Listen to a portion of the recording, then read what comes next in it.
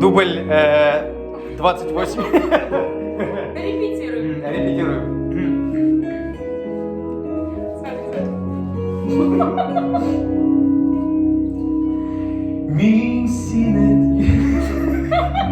Tamam, mesele стоять. А потом я вот так буду бить.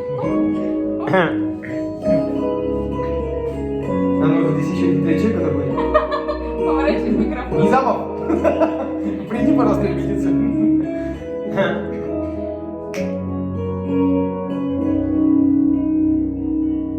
Dağlamam dipsine Kurakta Ezledim kuzledim Uğdiyda Min sine tapdım da Bu yüzden Bəxtinin özüne Yolda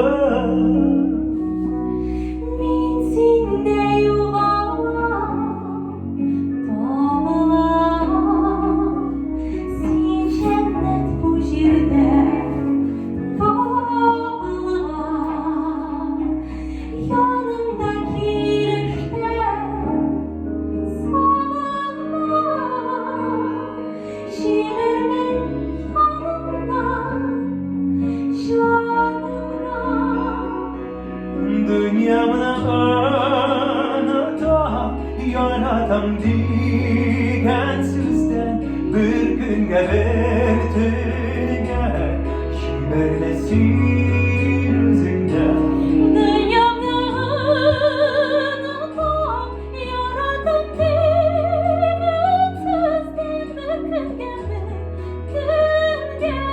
Jibэрmэsin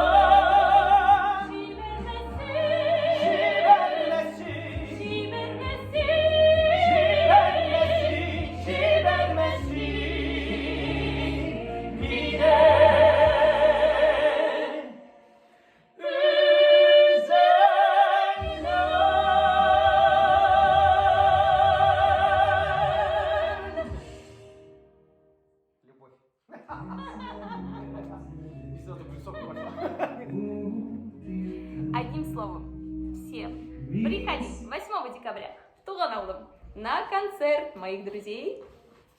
Руслана и вокальный группы «Премьер». До встречи!